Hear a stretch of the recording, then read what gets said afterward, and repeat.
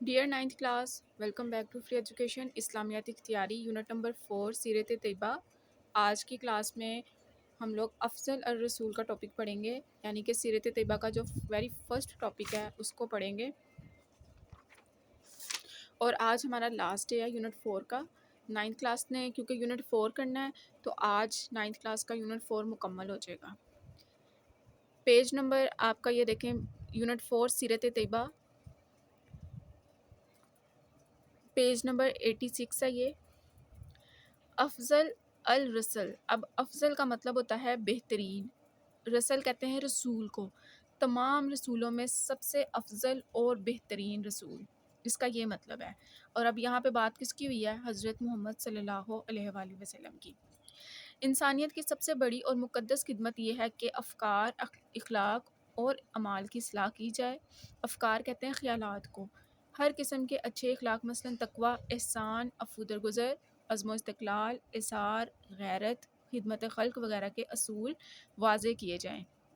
اور پھر تمام دنیا میں ان کی عملی تعلیم کو رواج دیا جائے تاکہ انسانی کردار کی تعمیر ہو اور انسانیت کی ایک مکمل صورت وجود میں آئے۔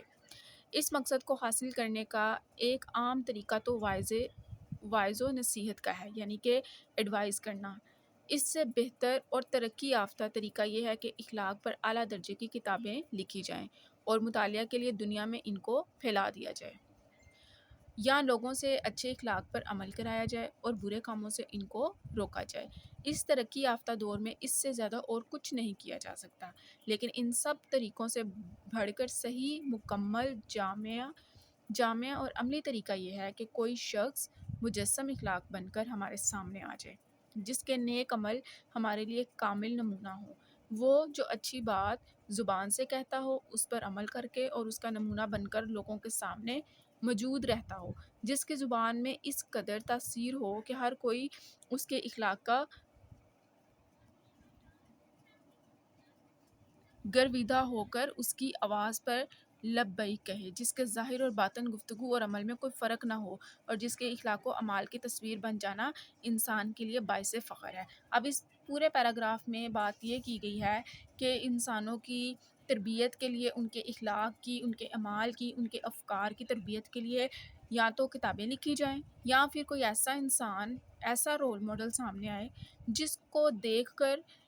جو ہے انسان کی اصلاح ہو سکے، انسانوں کے ایک اچھے اخلاق کی تعمیر ہو سکے اور انسانیت کی ایک مکمل صورت وجود میں آئے۔ تو اس کے دو طریقے ہیں، یا تو کتابیں شائع کی جائیں، یا پھر کوئی انسان خود اس چیز کا رول ماڈل بن کے اس چیز کا جو ہے وہ مجسمہ بن کے سامنے آئے۔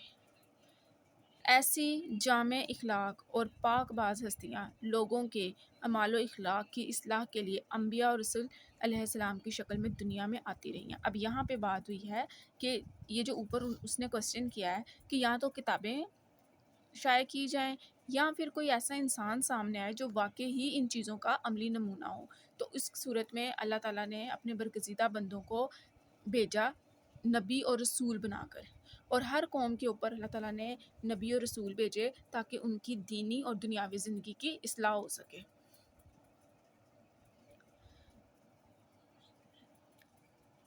اور نوع انسانی کا مطلب ہے تمام انسان، نوع انسانی کی اصلاح و تربیت کا فرض انجام دے کر رخصت ہوتی رہیں۔ ایسی ہی جامع کمالات ہستی ہمارے نبی اور رسول اکرم صلی اللہ علیہ وآلہ وسلم ہیں، جو تمام انبیاء اور رسولوں کے آخر میں تشریف لائے۔ اب نبی پاک صلی اللہ علیہ وآلہ وسلم کے نام کے ساتھ خاتم النبی اس لیے لگایا جاتا ہے کیونکہ یہ اللہ تعالیٰ کے آخری نبی اور رسول ہیں، اور ان کے بعد نبیوں کی آمد کا سلسلہ بھی ختم ہو گیا ہے، یعنی ان کے اوپر نبوت کا سلسلہ بھی ختم کر دیا گیا ہے، اور یہ تمام نبیوں اور رسولوں سے افضل ہیں اور بہترین رسول ہیں اور سب سے آخر میں تشریف لائے۔ آپ خاتم النبی صلی اللہ علیہ وآلہ وسلم سے قبل کا مطلب ہوتا ہے پہلے، حضرت نوح علیہ السلام، حضرت ابراہیم علیہ السلام، حضرت یعقوب، حضرت اسحاق، حضرت لوط، حضرت موسیٰ اور حضرت عیسیٰ اور بہت سے دوسرے انبیاء نے اپنے اپنے وقت کے حالات اور زمانے کی ضرورت کے مطابق دنیا کی اصلاح و تربیت کے لیے تشریف لاتے رہے، یعنی کہ نبی پاک صلی اللہ علیہ وآلہ وسلم سے پہلے یہ تمام پیغمبر آتے رہے اور اپنے اپنے دین کی تبلیغ کا جو فریضہ وہ انجام دیتے رہے۔ ان سب کی تعلیم و تبلیغ اگرچہ ہر ایک کے اپنے وقت کی ضرورت کے مطابق مکمل اور کامل تھی، لیکن ہر نئے دور اور ہر نئے زمانے کے لیے نئے نئے انبیاء کی ضرورت پیش آتی رہی، جو گزشتہ رسولوں کی تعلیم کی تکمیل کے لیے حد درجہ ضروری تھا، تاکہ حضور اکرم صلی اللہ علیہ وآلہ وسلم ایک کامل رہنما کی حیثیت سے اس دنیا میں تشریف لائے۔ آپ صلی اللہ علیہ وآلہ وسلم چونکہ خاتم الانبیاء ہیں، یعنی ان کے بعد کوئی نبی نہیں آئے گا، ان کی آمد کے بعد نبیوں کا جو سلسلہ ہے وہ ختم کر دیا گیا ہے، اور آپ صلی اللہ علیہ وآلہ وسلم کی نبوت اور آپ صلی اللہ علیہ وآلہ وسلم کی لائی ہوئی کتاب چونکہ قیامت تک کے لیے ہے، اسی لیے آپ صلی اللہ علیہ وآلہ وسلم کی ذات اقدس بھی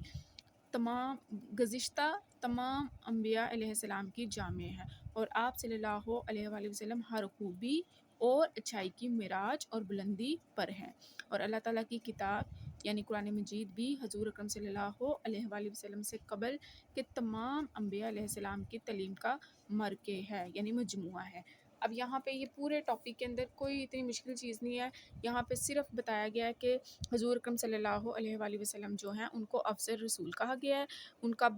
جو رتبہ ہے، ان کی جو حیثیت ہے وہ تمام انبیاء سے زیادہ ہے، حالانکہ ہر دور میں اللہ تعالیٰ نے نبی اور رسول بھیجے، لیکن جو تعلیمات رسول پاک صلی اللہ علیہ وآلہ وسلم کے پاس ہیں، جو نالج ان کے پاس ہے، اور جو رتبہ اور جو ان کی جو پرسنالٹی ہے وہ کسی کی بھی نہیں ہے، اور نبی پاک صلی اللہ علیہ وآلہ وسلم کے بعد اللہ تعالیٰ نے تمام نبیوں کی آمد کا سلسلہ بھی ختم کر دیا، اور اب قیامت تک جو انسان بھی اس دنیا میں آئے گا تمام نوع انسانی کے لیے آپ صلی اللہ علیہ وآلہ وسلم اور قرآن